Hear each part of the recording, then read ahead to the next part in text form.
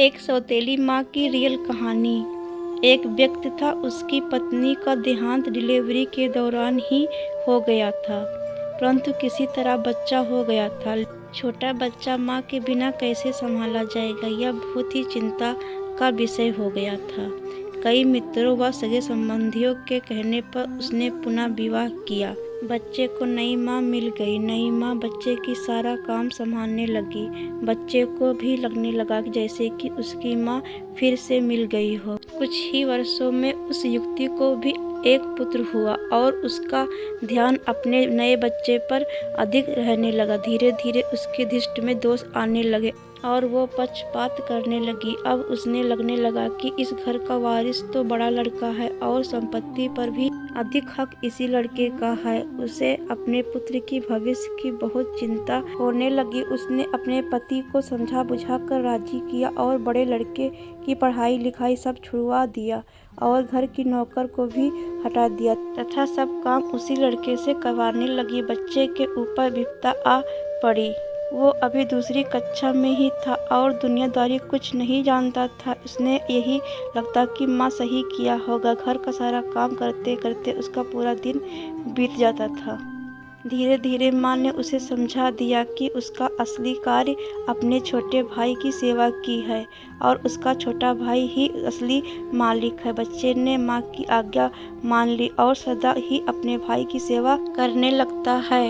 अब वह बड़े लड़के को जरा जरा सी गलती होने पर डांटने मारने भी लगती थी ताकि उस पर एक भय बना रहे। वह अच्छे अच्छे काम भी करता था तो उसकी सौतेली माँ उसे बिल्कुल बेकार बताती थी, लेकिन फिर भी बालक के मन में माता के लिए प्यार ही उभर कर आता था। सौतेली माँ नहीं मान पाता था।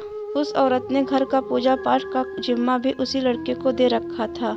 अतः उस बालक की बुद्धि धीरे धीरे आध्यात्मिक होने लगती है। जैसे जैसे वो बड़ा होने लगता है उसको सच्चाई समझ में आने लगती है, लेकिन वो अपना सारा दुख भगवान से कहकर संतोष कर लेता था और उसका सारा दुख समाप्त हो जाता था। वो पिता से बहुत ही प्यार करता था और जानता था कि पिता उसकी स्थिति से बहुत ही दुखी रहते हैं, लेकिन वह उनसे हमेशा माँ की बड़ाई ही करता था। पिता का होना ही उसके लिए बहुत था, परंतु उसके पिता भी एक बीमारी में चल बसे और वो बिल्कुल अकेला हो गया। बस भगवान ही उसके रह गए।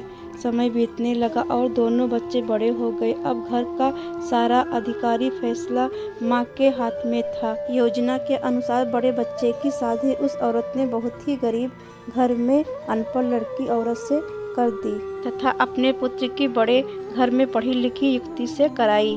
उसने बड़े लड़के को नौकरों वाले घर में एक घर दिया और उसने उसकी पत्नी को बता दिया कि इसका असली कार्य मालकिन यानी छोटे बेटे की बहू की सेवा करना ही है। छोटे लड़के के लिए उसने बहुत बड़ा महल बनवाया था और स्वयं उसी में उन्हीं के साथ निवास करने लगी। बड़ा लड़का खुश था, अपना जीवन व्यतीत करने लगा और पत्नी के साथ माँ के छोटे भाई परिवार की सेवा करने लगा। छोटे लड़के की स्त्री को उसकी माँ बहुत खटकती थी। उसे लगता था कि मालकिन उसे होना चाहिए।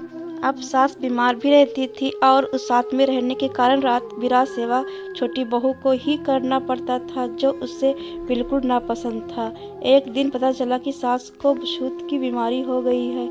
यह जानकर छोटी बहू दूर दूर रहने लगी। उसकी आंखों में सांस खटकने लगी थी। उसने अपने पति से कह दिया कि इस घर में या तो वह रहेगी या मैं। छोटे लड़के पर अपनी पत्नी का जादू चढ़ा हुआ था। उसने अपनी माँ को घर से बाहर निकाल दिया और उसे वही नौकरों के घर में रहने को कह दिया। अब माँ वृद्धा हो गई थी और अचानक हुए इस घटनाक्रम से एकदम से टूट गई। उसने अपने जीवन भर की पूंजी व्यर्थ ही जिता कर दिख। वो तो अपने इस बेटे के ऊपर पूरी तरह से निर्भर थी। उसने सपनों में भी नहीं सोचा था। उसे लगने लगा कि अब उसकी सेवा कौन करेगा।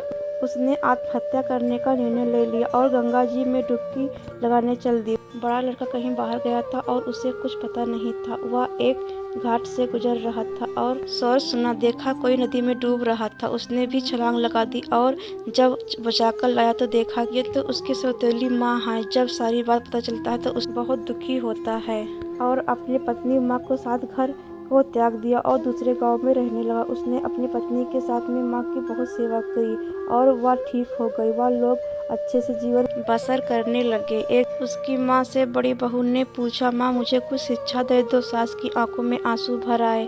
उसने मात्र इतना कहा कि बेटी, तुम्हारे पति तो भगवान के समान है। मैं तुमसे ही कहूँगी, किसी को भी पराया नहीं समझना चाहिए और जीवन में किसी के साथ इतना बुरा मत करना कि जब वह तुम्हारे साथ फिर से भलाई करे तो तुम्हारी आत्मा को गवारा न हो।